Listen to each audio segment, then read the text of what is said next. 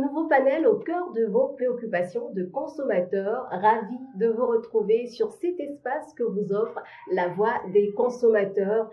Bienvenue sur Consommateurs, cet espace, 26 minutes d'échange pour faire de nous des consommateurs mieux informés et plus actifs.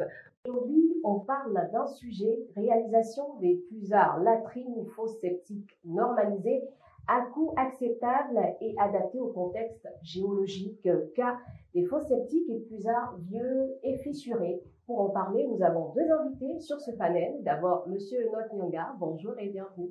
Bonjour, Madame Rachida.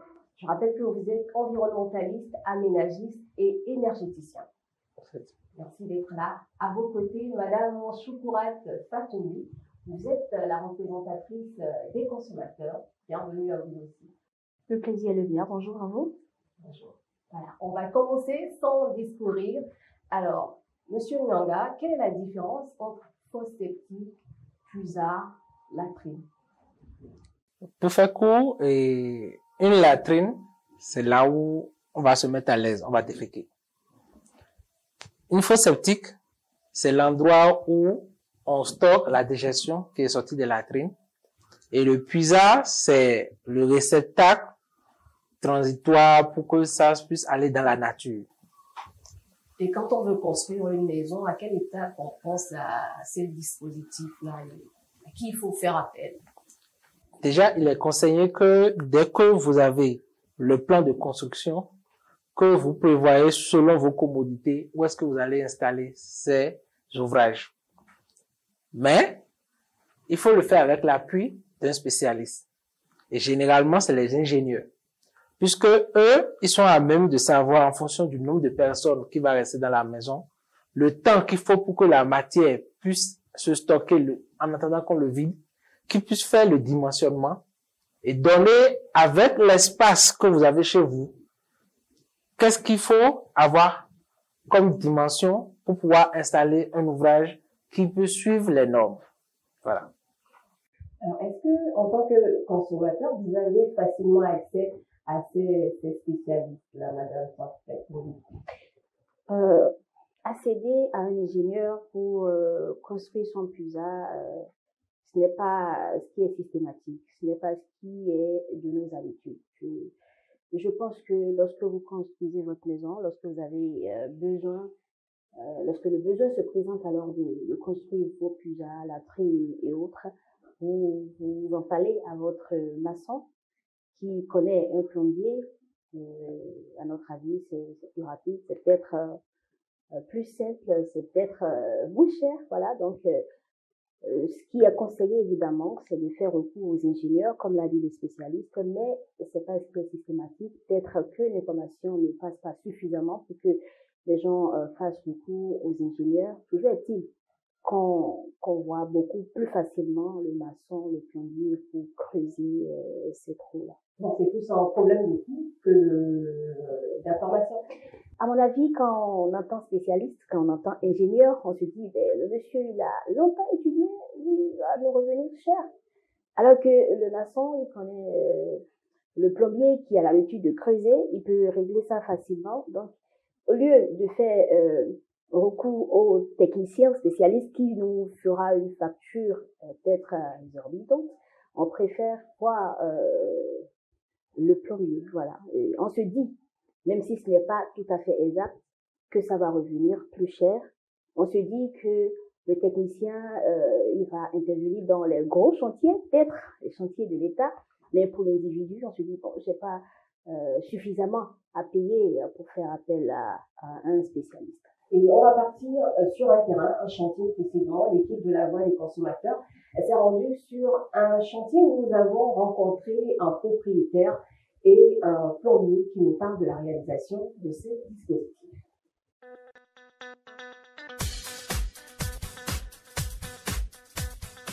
Pour ces gens de construction, le technicien doit venir voir là où on veut réaliser la chose, comment la terre est, nécessairement. Après lui, il faut le maçon et le plombier. Dans la plomberie, il y a l'évacuation, l'alimentation et pose.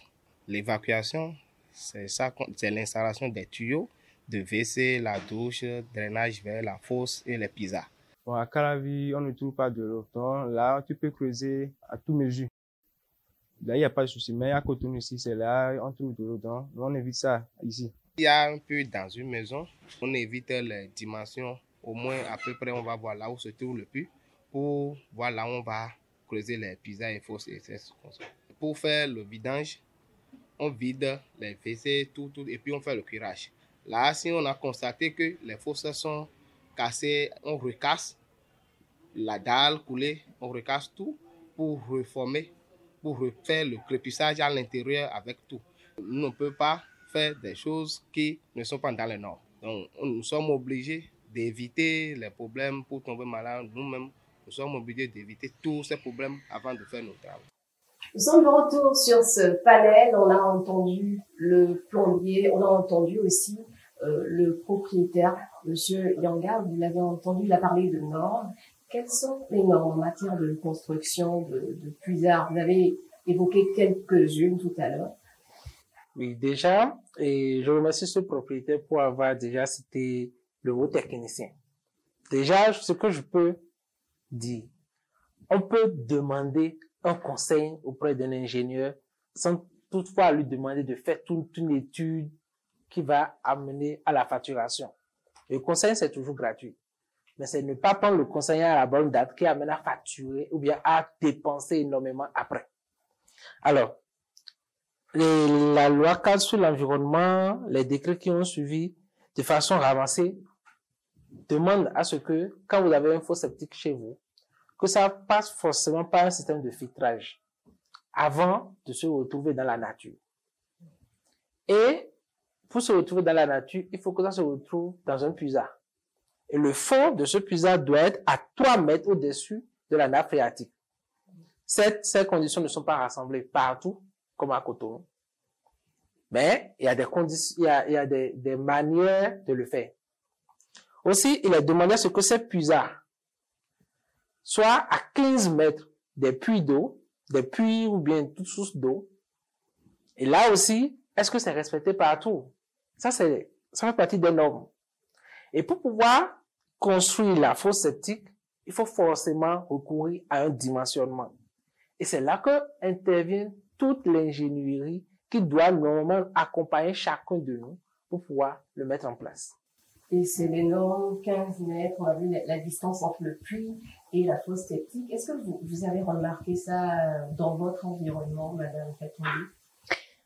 Il faut dire que dans mon environnement immédiat, c'est peut-être respecté. Il y a des zones où ces normes-là sont respectées. Quand vous voyez la maison, quand vous avez fréquenté cette maison, vous voyez que la distance, elle est respectée. Mais ailleurs, ici même à Cotonou, quand vous allez au quartier Vosapodji, quand vous allez à Rendé, quand vous allez à certains endroits, vous voyez que c'est pas possible. En tout cas, c'est pas respecté. Même dans les quartiers de bonne facture à Cotonou, les maisons locatives, ce n'est pas respecté parce que dans chaque chambre, il y a quand même la toilette. Il y a de ces trous-là creusés, on voit des puisards qui sont côte à côte. Donc, il faut dire que les normes sont respectées quelquefois, mais pas toujours. Et quels sont les risques quand c'est comme ça? Quand il n'y a pas de respect de normes, on s'expose à quoi? Déjà, et partons du fait qu'on n'ait pas recours à un spécialiste ou bien à un ingénieur pour nous donner les conseils idoines. Vous allez réaliser la fosse aujourd'hui. 3 mois, 6 mois après, vous allez commencer par avoir des odeurs à la maison. Ces odeurs, en réalité, c'est du gaz à effet de serre. Donc, quelque part, ça impacte votre santé, ça réduit d'une manière ou d'une autre votre durée de vie. Ensuite, c'est les questions économiques. Au lieu de dépenser peut-être quelques francs pour permettre à ce que l'ingénieur se déplace, vienne voir, donner les conseils qu'il faille, on fait l'économie en allant voir directement l'ouvrier. Quand l'ouvrier le réalise, on se retrouve dans un cycle maintenant d'investissement pour réparer les dégâts causés par l'ouvrier. Et c'est là que les conséquences économiques s'en suivent. Et pour clore le jeu, c'est du point de vue social. Parce que Quand c'est mal fait, il y a infiltration dans le puits. Vous êtes contaminé, le voisin est contaminé.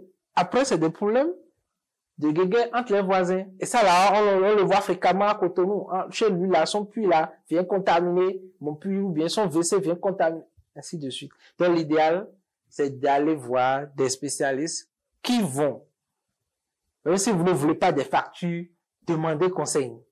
Et ils sauront vous expliquer. Et par rapport à leurs conseils, vous saurez quelles dispositions il faut prendre. Madame Fatoumbi, quand vous voyez ces puits proches des fosses septiques, vous avez un peu peur? C'est carrément une désolation, hein. Il faut dire que parfois vous allez chez des amis ou vous allez chez les gens qui vous sont proches et dans ces maisons-là, c'est des odeurs. Je crois que le spécialiste a commencé par en parler. C'est des odeurs nauséabondes. Vous ne pouvez pas rester parce que c'est suffisamment dangereux, c'est désagréable, vous voyez. Simplement parce que le propriétaire de leur maison n'a pas suivi les normes ou n'a pas fait recours aux vidangeurs depuis un certain temps. À mon avis, il faut que les démarches se fassent, parce que c'est ce que nous faisons déjà, que les démarches se fassent, qu'on aille vers les propriétaires de maisons, qu'on aille vers les usagers, les habitants de nos villes, les sensibiliser, leur rappeler l'importance, bien sûr, de respecter les normes. On a souvent peur, hein, comme j'en parlais tout à l'heure, de la facture qu'on nous fera, mais peut-être que en faisant recours à un spécialiste, on va économiser à l'avenir. Mais quand un puits est proche d'une fosse septique, est-ce que vous avez peur d'utiliser cette eau-là? Généralement, quand vous avez cette information-là, vous ne buvez pas l'eau de ces puits. Même si vous pouvez l'utiliser pour faire la serpillière de votre chambre, vous pouvez pas l'utiliser pour faire la cuisine. Vous ne pouvez pas.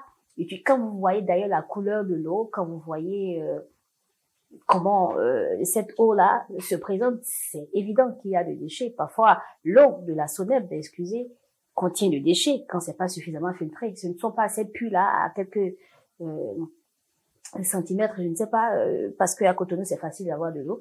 Ce n'est pas ces eaux-là que vous consommez. Généralement, quand les gens ont l'information, il y a l'eau, il y a le puits chez eux. Toutefois, ils utilisent de l'eau conservée, des packs d'eau, voilà, je vais dire. On va continuer cette discussion avec un autre aspect du panel, les puisards fissurés. Comment on arrive à les reconnaître, M. Nyanga? Là, c'est un peu compliqué parce que généralement, c'est sous terre. Et le problème commence quand l'ouvrier et le propriétaire cherchent à faire de l'économie. C'est-à-dire, pour faire déjà le béton de propriété, il faut utiliser aussi des matières d'étanchéité. Ça ne se fait pas. L'infiltration commence par là. Ensuite, pour lever le mur et faire les cloisonnements, il faut mettre des poteaux. On dit non, cloisons seulement les briques. Ensuite, il y a la dalle qu'on met au-dessus. On ne met pas assez de fer. On dit non, on ne va pas garer de véhicule dessus, non, personne n'ira là. Et les conséquences, c'est qu'on a très tôt fait d'oublier peut-être par où l'air va s'échapper. C'est là où vous allez retrouver dans certains cas où des fosses septiques explosent. Vous vous retrouvez dans d'autres cas où l'odeur est tellement comprimée que le pot boue. Vous voyez? Le pot des toilettes, ça boue, ça fait du bruit. Ou même au pire des cas, parfois, vous vous retrouvez avec des incendies. Alors, ça, c'est les cas qu'on commence à retrouver de plus en plus dans Cotonou, dans Calavi. Mais, dans d'autres cas aussi, c'est que, parce que les cloisonnements sont mal faits, la pression de l'odeur des gaz à l'intérieur de la fosse septique fait qu'il y a des exfiltrations dans le sol tout autour. Et c'est là que vous rentrez dans certains coups, vous voyez même ça suinte tout autour de la fosse septique, c'est mouillé, ainsi de suite. C'est là qu'on reconnaît vraiment que vraiment ces ouvrages-là ne sont pas de qualité. Avant de continuer notre panel, on va faire un tour à la régie pour faire un clin d'œil à nos partenaires sur ce panel. Bon, on arrête. On ne peut plus continuer. On désosse. Il y a trop de déchets solides dedans. Vous ne bougez pas de là. Hein. C'est toujours la même chose que vous faites partout. Vous ne finissez jamais de vider les WC et vous disparaissez. Avec moi, Vous allez tout vider. Sinon, je ne vous paye pas. Parions. Papa, tout ceci, c'est de votre faute. Hein? Vous remplissez vos WC avec toutes sortes de déchets solides. Piles, plastiques, couches jetables, je ne sais quoi encore. Hein? Même les condoms. Hein? Ouais, qui bouchent nos matériels et bloquent la vidange. Vos comportements vous feront dépenser encore plus d'argent. Vous allez nous payer la vidange actuelle. Nous irons déboucher notre matériel. Mais pour revenir faire la vidange, vous allez nous payer encore une deuxième fois. Ces déchets solides dont vous parlez là, si on ne les jette pas dans les latrines là, on va les déposer où? Dans la poubelle.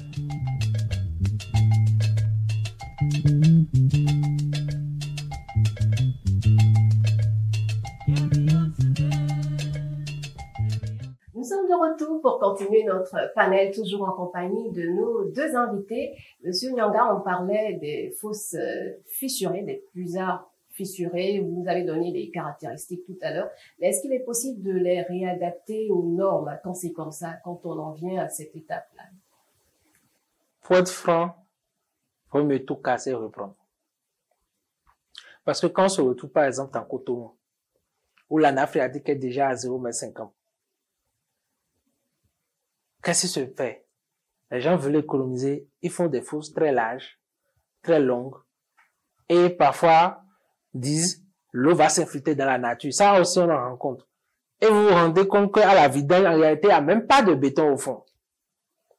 Donc dans ces cas, l'idéal c'est de tout recasser et de redémarrer. Oui. Et l'idéal en matière de profondeur, quand on veut réaliser les fosses septiques, les puisards, quelles sont les dimensions? De façon unanime, on sait que tous les engins que nous avons sur le territoire aujourd'hui n'ont pas la capacité d'aller pomper un liquide au-delà de 3 mètres. Et quand on se retrouve dans certaines zones comme Abomey où les gens vont creuser des trucs de 30 mètres, etc., eux-mêmes ils savent que c'est des problèmes qui se sont créés. Parce que, en aucun cas, ces fosses ne peuvent être totalement vidangées. Ça veut dire qu'ils ont toujours la source même de la pollution toujours chez eux. Quand on se retrouve dans les cas comme Cotonou, l'idéal c'est de faire recours à des ingénieurs. Parce que, en ce moment-là, eux, ils ont déjà pris le temps d'étudier en fonction du type de sol comment est-ce qu'il faut construire l'ouvrage. C'est pourquoi je ne conseillerais pas à quelqu'un. Déjà, on ne peut pas faire des fosses au-delà de 3 mètres de profondeur. Ça, il faut que tout le monde le sache. Mais en fonction du milieu, il faut se rapprocher des ingénieurs pour avoir les meilleurs types de dimensionnement qu'il faille pour pouvoir être assuré chez soi. Donc, il n'y a pas de dimensionnement selon la zone, Cotonou, Calavi, Djougou.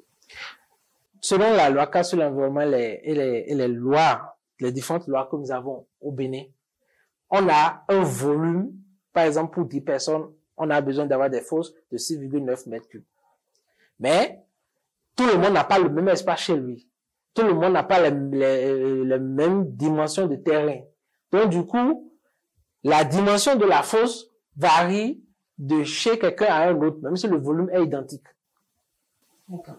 Donc, faut faire recours à l'ingénieur, au spécialiste. Forcément. On revient à cette question de départ, Madame Fatouli. Est-ce que vous ne trouvez pas maintenant que par rapport au rapport qualité-prix, c'est mieux de s'orienter vers un spécialiste?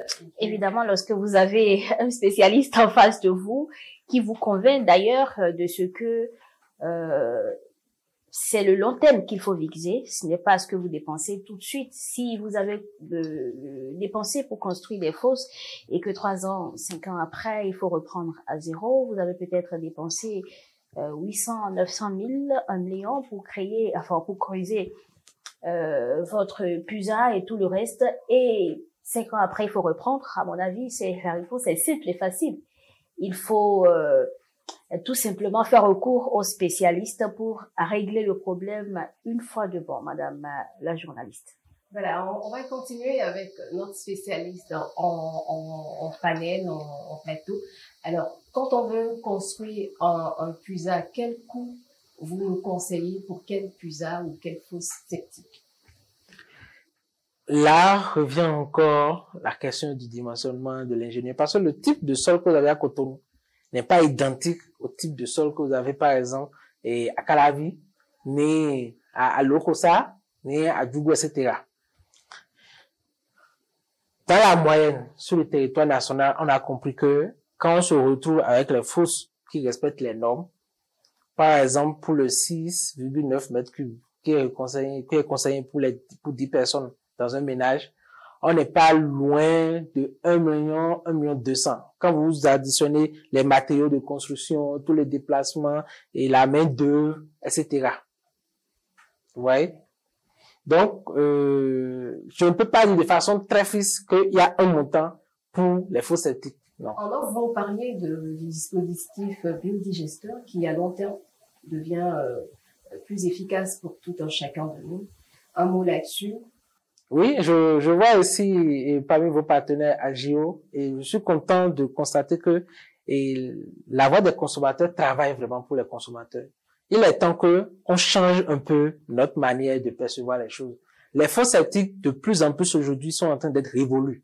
Parce que la réalité de l'espace disponible pour chaque terrain que les gens acquièrent aujourd'hui et la prédominance des déchets, le niveau de pollution est tel que les fosses septiques ne sont plus en réalité les solutions idoines aujourd'hui. La meilleure solution, c'est les biodigesteurs. C'est des ouvrages, par exemple, pour le même nombre de personnes, 10 personnes, où on installe une fosse septique de 6,9 mètres cubes. Pour un biodigesteur, on a juste besoin de 4 mètres cubes.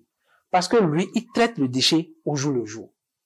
Et du coup, c'est que lorsque il traite le déchet, vous avez une valeur ajoutée, c'est le gaz. Vous pouvez désormais préparer à la maison avec votre propre gaz qui est issu de vos déchets. Mais à côté, vous avez aussi de l'engrais. Et c'est un ouvrage qui est fait sous contrainte, sous pression. Donc, il n'y a pas possibilité de fuite. Donc, vous êtes sécurisé. Il y a l'assainissement qui est primordial, mais vous avez aussi des gains en termes de réduction de coûts pour l'acquisition de l'énergie, pour la cuisson, donc l'acquisition des gaz. Mais vous avez fait aussi de l'engrais. Donc, vous pouvez avoir des espaces verts, des potagers. Vous pouvez vendre votre engrais. Ça, c'est fréquent. Ça se fait beaucoup plus aujourd'hui quand on se retrouve dans certaines zones de Cotonou ou bien dans certaines zones de Calavi. Mais sur tout le temps du territoire, ces engrais-là se vendent aujourd'hui beaucoup plus. D'accord. Alors, est-ce que vous êtes prête à faire cette expérience, Madame Fatoumbi? C'est une belle découverte, il faut le dire. Je voudrais, si j'ai la possibilité, opter pour ce choix-là plutôt que d'investir et ne pas avoir ce résultat. Je pense que c'est comme le dit la loi de Lavoisier, ça se transforme et ça se transforme sur place avec le biodigesteur, n'est-ce pas? Si j'étais consommateur, d'ailleurs, je le suis, et les autres consommateurs. Et j'apprends cette nouvelle, je pense que c'est ce qu'il faut faire aujourd'hui. Si ça revenait encore plus, si ça revenait moins cher, je vais dire, ce serait davantage attrayant. Voilà, ce serait mieux pour le consommateur que nous sommes. Monsieur Nyanga vous dira à la fin, voilà les dispositifs, mais les dispositions qu'il faut prendre quand on veut un biodigesteur. J'espère que c'est pas aussi cher, bien plus cher sur la durée. Pour les fosses traditionnelles par rapport aux fosses. Tout à l'heure, je vous disais qu'une fosse de 6,9 mètres cubes avoisine entre 1 million 200. Mais le biodigesteur, tout coût inclus, y compris les foyers, etc., tout et tout, ne dépasse pas 800 000. D'accord. Merci.